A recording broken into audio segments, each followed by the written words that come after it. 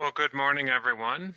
I'd like to welcome all of you to the What to Expect During Your Stage 1 Audit webinar. My name is Joseph Krolikowski. I am the QMS Program Manager for Perry Johnson Registrars.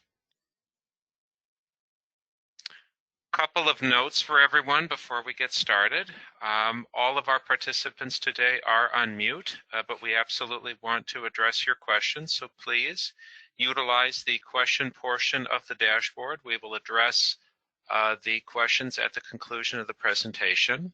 One of the more common questions that we get on our webinars is whether or not they'll be available after we are finished. We do make our webinars available in two ways. If you'd like to download the slides, they'll be available on our website shortly after we're finished today. And if you'd like to rewatch this webinar with my voiceover, a video of the webinar will be posted to our YouTube page, and you can access that through the PGR website as well. Just look for the link entitled Previously Recorded Webinars.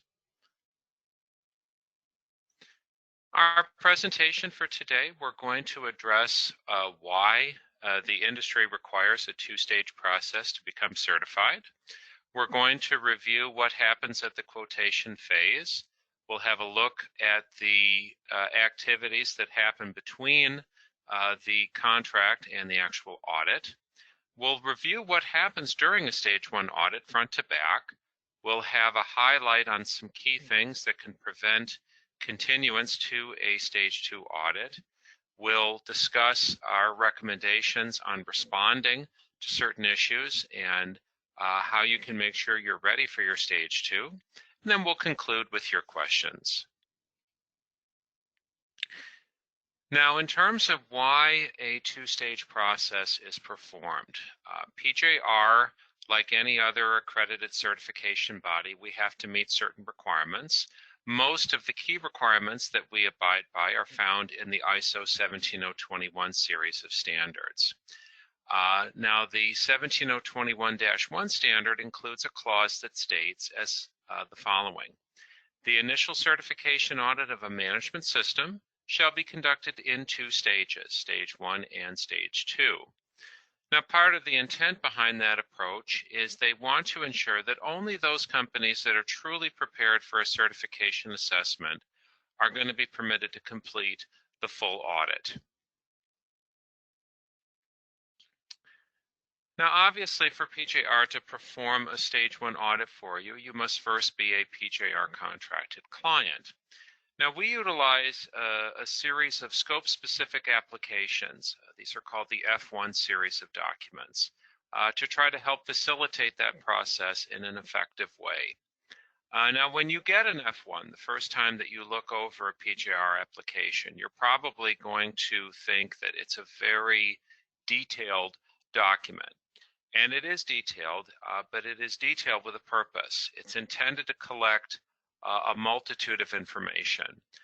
The more information that we can gather about you and your operation ahead of the audit, the more competitive our quotation can be. We have a lot of requirements that we are working within, and we want to make sure that we are learning as much as we can and applying every nuance, if you will, in terms of what we're permitted to do. Now, the primary requirement that we have to operate within in regards to audit time, obviously everything comes down to audit time. That's where the majority of the cost comes in. The requirement that we operate within is a document from the IAF, that's the International Accreditation Forum, and it's called Mandatory Document 5, or MD5.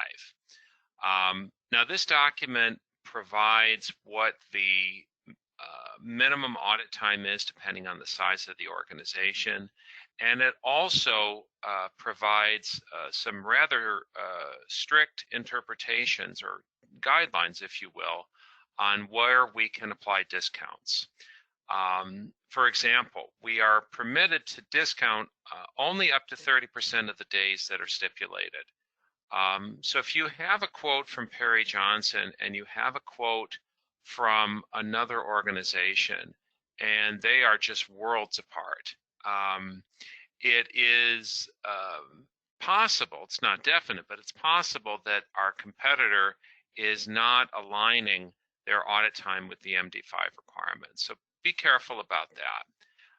MD5, incidentally, if you'd like to review it yourself, it is a public domain document. All of the IAF documents are made available for free on their website. I've provided the URL here if you'd like to look at those yourself.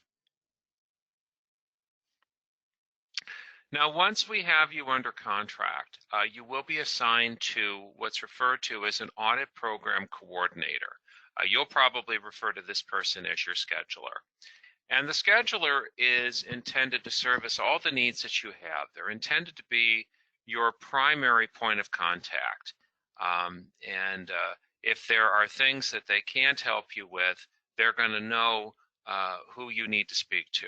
So think of them as kind of cradle to grave management. Now the schedulers, when they work to assign an auditor for your audit, there's a couple of really key things that they need to make sure that auditor has. They need to make sure, obviously, that that auditor is qualified in the standard that you've contracted for with us, and also that they are competent in your technical area. Now, most auditors are going to be competent in the basic areas, you know, if it's plastics or manufacturing of metals, if we get into things having to do with distribution, transportation, and so forth. These are very common industries. Now, the more, I guess, exotic industries, if you will, this is where potentially we can run into challenges in terms of the auditor having competence in your technical area.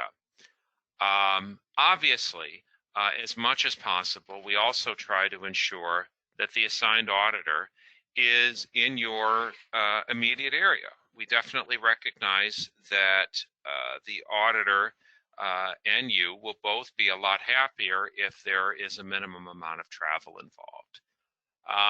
Now, as the stage 1 draws closer, you're going to be given a document to fill out. It's from our F108 series of documents. And you can think of this as you stating, yes, we are ready for the stage 1 audit. Let's take a look at what's covered in the F108 series. Now again, the F108 series is a rather detailed document, and you're going to find that depending on the scope that you're pursuing, most of what's in here is going to be the same, but there are going to be some nuances from standard to standard where things are uniquely required. So what are we asking you to confirm on the F108? We want you to confirm that you've established your scope, that you know what your scope of certification, what the scope of your system is going to be, including any applicable exemptions. We want to know that you've determined what your processes are. This is one of the cornerstones of any Annex SL rooted standard, is that you know what your processes are and how they interface with each other. Have you determined your process measurables, your KPIs, and any associated performance data? Do you know, either have you had an internal audit or is one planned? Have you determined what your internal auditor competency expectations are? Have you conducted a management review, or again, is one planned? Do you have your arms around your outsourced processes? Do you have your arms around applicable statutory regulatory requirements? Do you have the required documentation? And this is where we see quite a bit of variation from standard to standard. And have you completed PJR Form F191? Now this is optional, but it's very highly recommended. And we're going to be giving you some details on this on the next slide here. Now the F191, it's a document that's been around for a very long time. We have used this throughout our tenure as a certification body. And it's intended to help you ensure that the processes you've established for your system represent a fulfillment of all the clauses of the applicable standard. Now, the intent is that you are going to document what your processes are and assign the clause numbers. And that's really all that this is about. So let's take a look at how this would work. So let's say that this is the interaction of processes that the organization has developed. Now you'll note in the lower left corner that there are 6 total processes that have been developed for this organization. And so here are the 6 processes. They have sales order entry, purchasing, production, shipping, quality, and support. Now, if this was your organization and these were your processes, how might these look organized on the F-191? Okay, so on the left-hand side here, you can see that we have organized our 6 processes. And as you work your way through the grid, you can see that we have assigned clause numbers to each of these processes. Now, the intent is that the processes that you've developed for your quality management system represent an adequate fulfillment of all of the requirements of the standard. In other words, you've implemented enough processes to make sure that all of the requirements are met and nothing has been left unfulfilled. That's really the larger picture of what we're going for here. Now you'll note, obviously, some things like the support process, they're a little more open-ended. There's a lot more ground covered there. You'll note also some clauses cover a lot of ground. Section 7.5 appears to apply to all of the processes that have been identified. That likely has to do with the fact that Section 7.5 is where we find the requirements for documentation control. You'll note that clause 8.3 has been left blank on this grid. We would likely take that to mean that this organization is not responsible for product design and so forth. Now, in terms of the process for a stage 1 audit, how it starts, how it ends, and so forth. In ordinary times, a stage 1 audit is typically going to be conducted on site. The requirements for the stage 1 audit are written in such a way that it is presumed that it will be performed on site. Now we have, of course, for many years offered an off-site stage 1 option, and we now, of course, offer a virtual stage 1 audit option. If it is an off-site audit, and there is a distinction between off-site and virtual auditing, there is potentially going to be more overall audit time. And the reason for that is the industry does not count off-site audit time in the same manner that it does virtual audit time. And the on-site audit time is considered equivalent to virtual, and the audit time requirement has to be met. Now, before the auditor arrives, before the audit even takes place, you should be contacted by your auditor at least a few days in advance of the stage 1 audit. Now, this is whether the audit is being on-site, virtual, or off-site. And you should also receive an audit plan, again, in all 3 cases. It's important that you confirm the information shown on the audit plan is correct, and advise your auditor if it isn't correct. Very critical. Now, the audit will commence like any other audit with an opening meeting. This is a very good chance for you to confirm any last-minute changes in details and to ensure that your auditor is aware of any critical information, any visitors that you're going to be having, any key personnel that are going to have spotty availability, and so forth. And then from there, the stage 1 audit will proceed from the opening meeting according to the auditor's plan. Now, all of our stage 1 audits have a designated workbook to record the results of the assessment. Now, just about everything that is looked at in a stage 1 audit is documentation based in nature. It's all paperwork.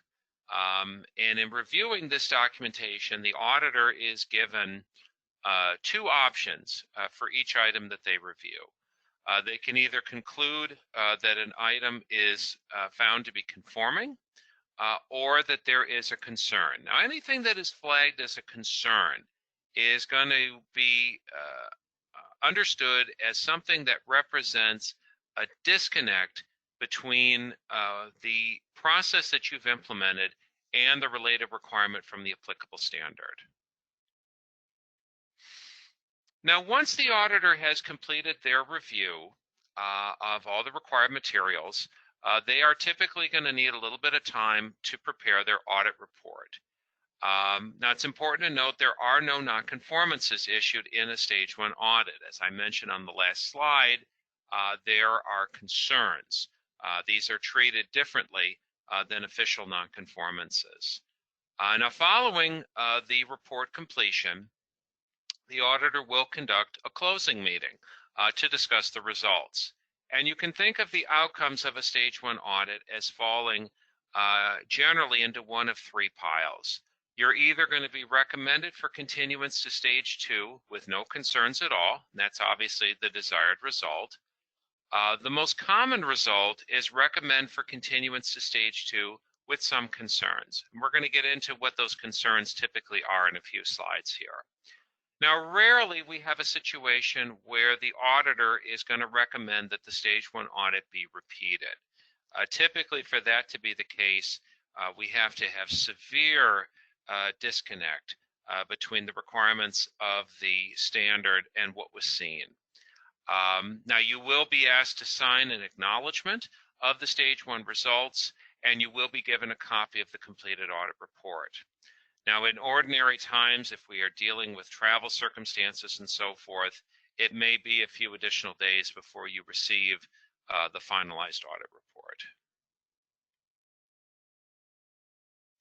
Now, in terms of things that can prevent continuance to a Stage 1 audit,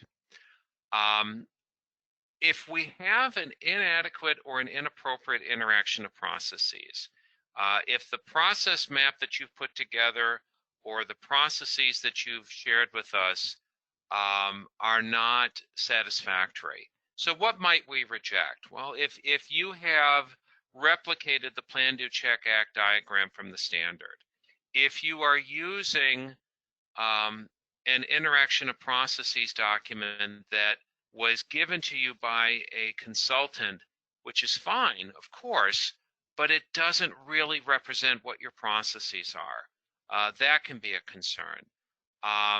You should have an interaction and processes that are unique to your organization. Now, if this is something that you're struggling with right now, we definitely recommend that you check out the PGR webinar entitled The Interaction of Processes and Its Importance to a Successful Audit. That's a very popular webinar that we offer that helps organizations get their arms around what processes are really all about. The interaction of processes, you have to remember, from our perspective as a certification body, it's the single best indicator at the stage of at a Stage 1 audit. The single best indicator that you understand what processes are. You understand what they are. You've determined what your processes are, and you have your arms around how those processes interface with each other. Now, another item that can prevent continuance to a Stage 2 audit is inadequate process measures or process performance data. Now, you may know these as KPIs, key performance indicators. A lot of organizations align this requirement with the quality objectives requirement from Section 6.2, but recognize that ISO 9001 requires your organization to monitor, measure where applicable, and analyze your processes. So our expectation is that every process on your interaction of processes document is going to be monitored or measured. And there should be performance data available to prove that you've been doing this monitoring or measurement. Now, some standards are going to have minimum requirements for the amount of data that has to be available. For most standards, including ISO 9001, essentially we need enough evidence to demonstrate that the process is working. And we often get asked, well, what's enough? What's minimally enough to meet this requirement as far as the number of measures? For a lot of smaller organizations, typically we see a handful of measures that kind of cover everything. That's absolutely considered acceptable. We have seen organizations that choose to go a little more aggressive and have a requirement for every process, a measure rather for every process. That's fine too. That's entirely at your discretion in terms of how you're going to choose to approach it. Another item that can prevent continuance to a stage 2 audit is going to be an inadequate internal audit. Now, what do we mean by an adequate internal audit? Well, we're going to need to see evidence that all of your processes were included in the internal audit. We need to see evidence that internal audits are planned. And there's obviously a lot of ways that that can be accomplished. We need to see evidence that you are responding to issues that have come up within the internal audit. Now that may mean corrections, it may mean full-blown corrective actions. And then obviously we need to make sure that auditors are not auditing their own work. Now, if you are going through a stage 1 audit and you haven't finished all of your internal audit, or you've planned it but you haven't carried it out yet, we can recommend you to proceed to stage 2, and that is correct, but it's important to understand that you're going to lose the benefit of getting feedback on your internal audit process prior to the stage 2 audit. I always like to emphasize this, and I'm going to say it all over again on the next slide.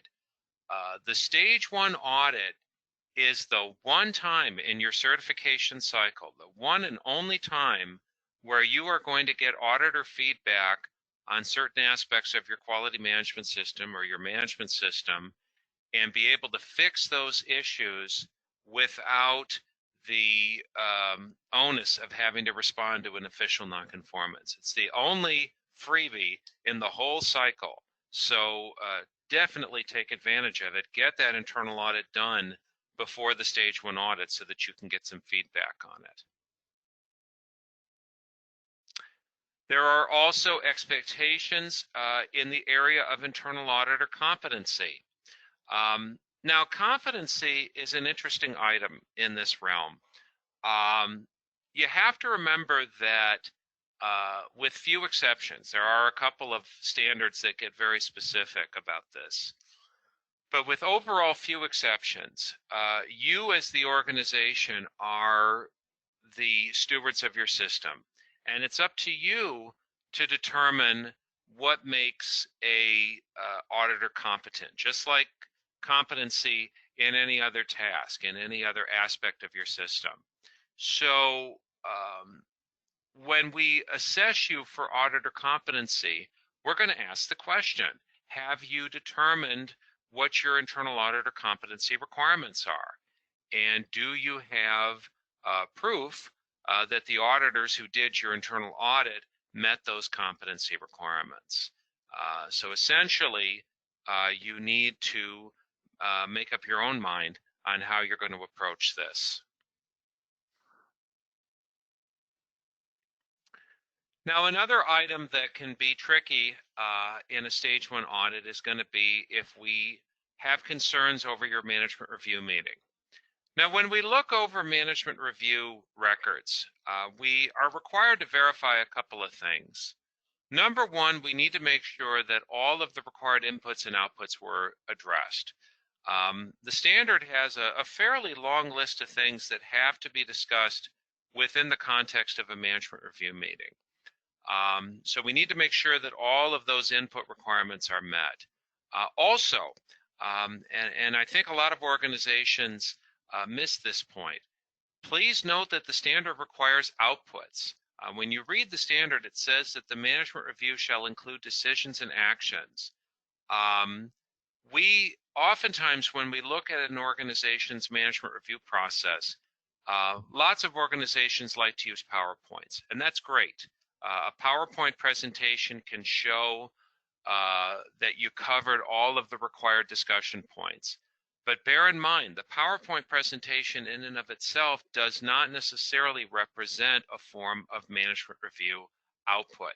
In other words, what were the decisions? What were the actions, and so forth? There needs to be record of that as well as the slides.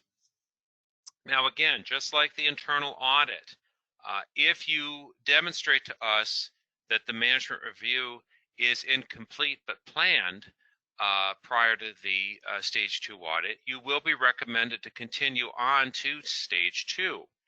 But here again, you lose the benefit of getting some feedback on the management review process prior to stage 2 before it counts.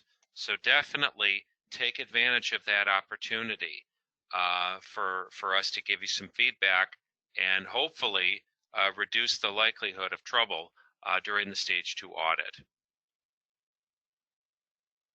Now, any conclusions that are reached by the auditor in a stage 1 audit are subject to review by the PJR Executive Committee.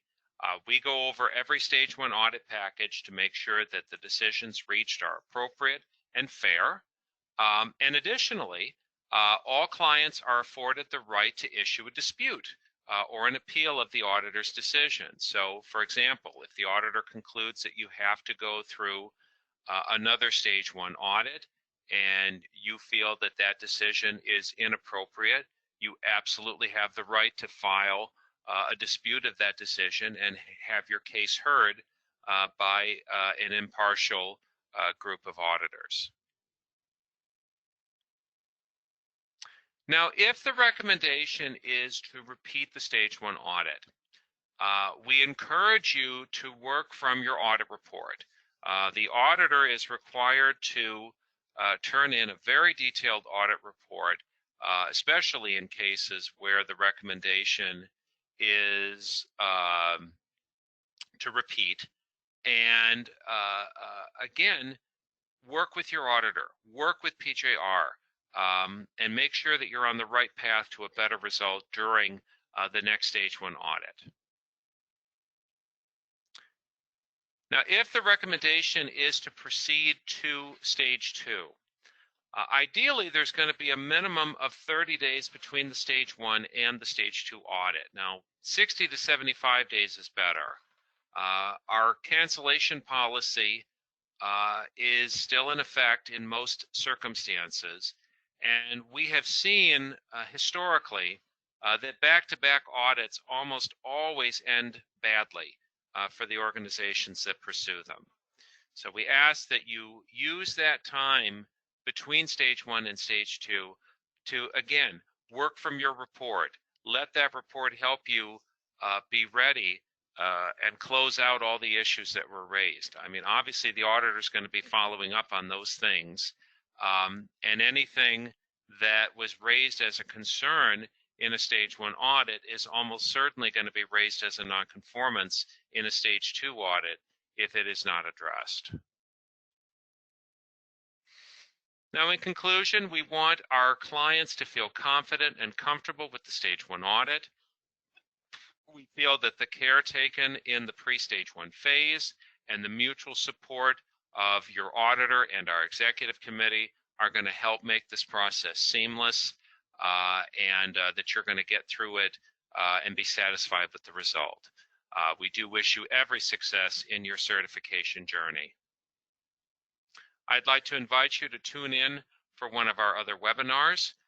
We have 2 webinars on ISO 9001-2015 that are intended to help identify what is expected from ISO 9001 and to ensure that you're ready for an ISO 9001 assessment. I already mentioned the Interaction of Processes webinar a short time ago, and how that is, again, a very popular webinar for companies that are newly starting up. And we have webinars on a wide variety of other topics, 1345, IETF 16949, and ISO 14001. Now, if you'd like to be kept informed of the latest news automatically, the best way for you to do that is to opt in. If you go to our website at pgr.com, go to the bottom of the page and click subscribe after entering your email address. We will keep you informed automatically of upcoming webinars and other points of information. I do thank you for your time. I'm going to go ahead and unlock the question portion of the dashboard. Okay. Raul Vasquez, thank you for your comment. You're quite welcome. Alexander Arias, I do apologize. I'm sure I mispronounced it. Is there a maximum amount of time between the Stage 1 and Stage 2 audit that should be taken into account for upcoming audits? How are you addressing that should be taken into account? Okay. So Alexander, in terms of the time between Stage 1 and Stage 2, and the impact of the, I'm presuming that you're referring to the impact of the pandemic in part. The expectation is that you're moving things along at an appropriate pace. PJR's policy is to work to get the Stage 2 audit initiated within 90 days of the close of the Stage 1 audit. Now, we are offering a virtual component to that, a virtual aspect to that, and that's going to be covered in our webinar on virtual auditing. Now, we've had other organizations that have approached us and have wanted the internal audit to be pushed out a bit further than that for various internal reasons. Most of the time we can be accommodating, but again, as a certification body, we're required to establish our internal policies. And again, what we work towards in all circumstances, wherever possible, is a 90-day window between Stage 1 and Stage 2.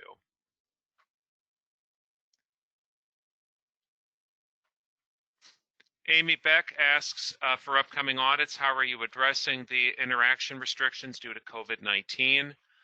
Amy, we have implemented a very comprehensive process for virtual auditing, and we actually have a webinar on that will be showing next week on Thursday.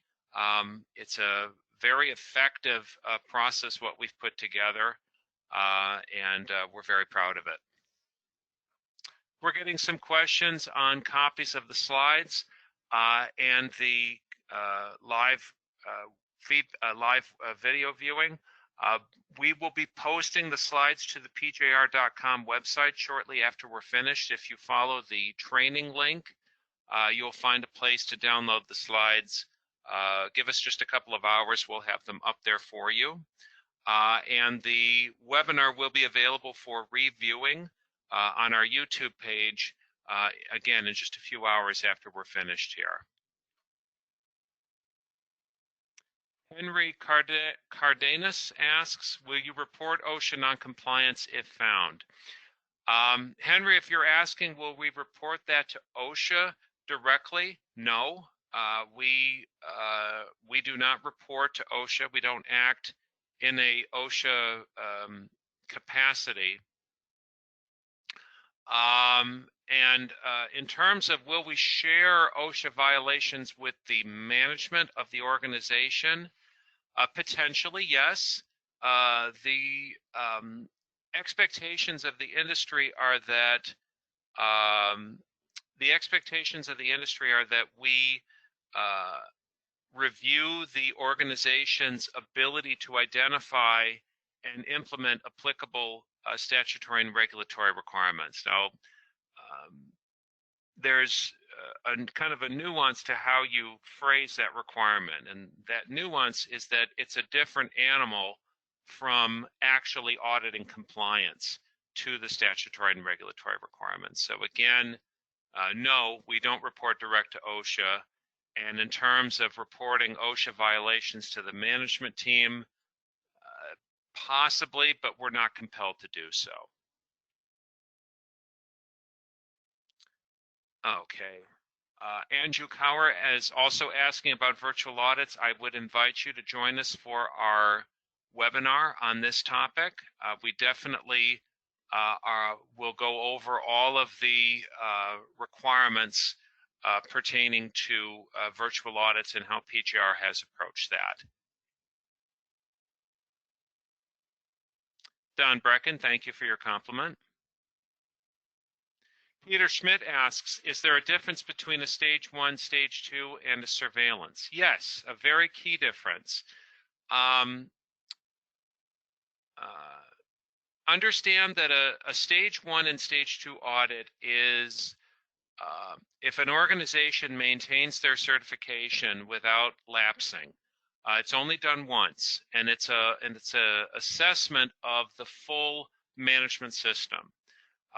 With a block of time that's created in accordance with the IAF mandatory document 5. The surveillance audit is a fraction of the time that's used for the stage 2 audit.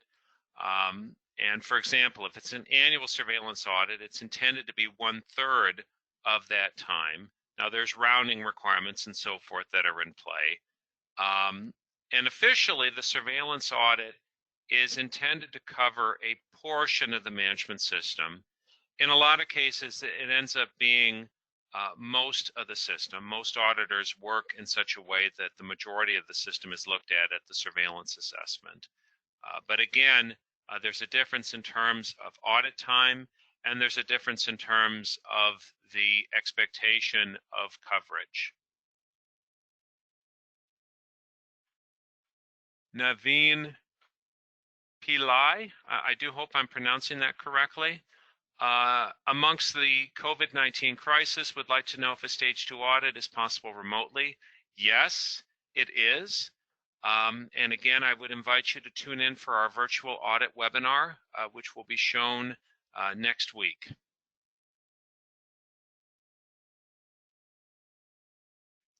Alex Kittle asks, with COVID impacting implementation of our QMS, if the QMS has only been implemented for a limited time, will it be taken into consideration?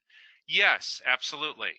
Alex, particularly for a standard like ISO 9001, we have a great deal of flexibility in terms of how tenured the system is.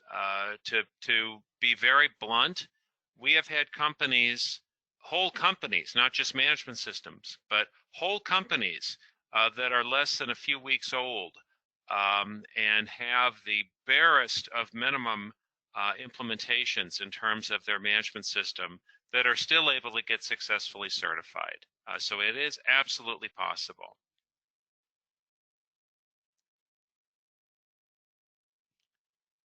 Sunita Shah asks, is it possible to do virtual auditing for AS 9100 Revision D? I will say that yes, it is possible. I don't have the particular details because I'm not a part of the aerospace management team.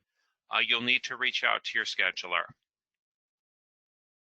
Dina Vasquez asks, is it required for your internal audits to be completed at the time of your audit?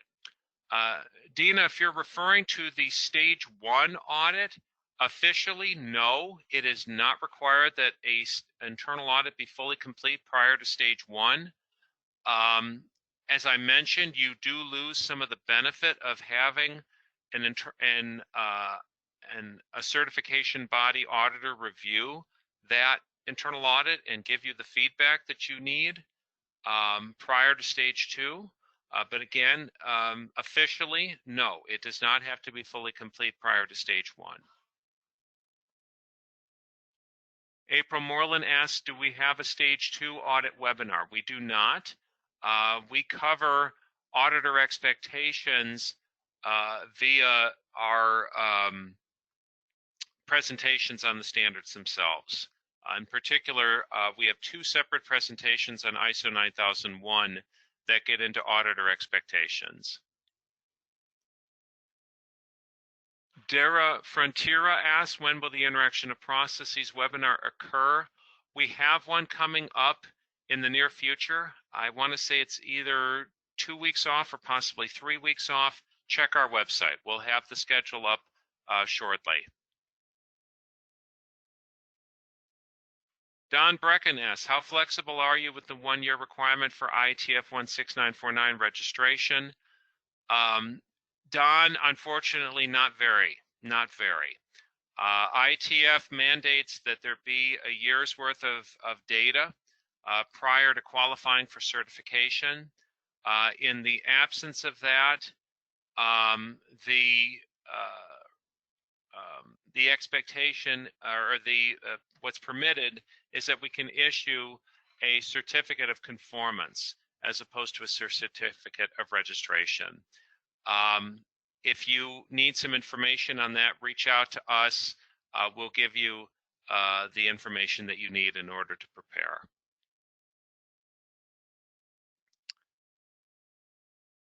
Alex Kittle asks, we will likely not be able to conduct a management review or internal audit due to COVID. Will the system still be auditable? If it's a stage 1 that you're preparing for, Alex, absolutely. As long as you can show that both are planned, your stage 1 audit could still proceed.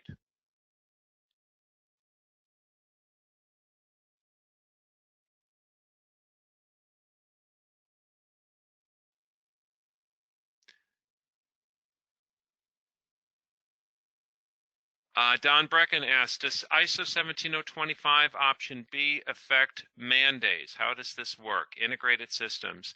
Don, I'm afraid I have no basis of knowledge for ISO 17025. That is managed by our partner company, Perry Johnson Laboratories. I'm afraid you would have to address your question to them. Mr. Kittle, you're quite welcome. Are there any other questions today? Okay, thank you all for your time. Stay safe and take care.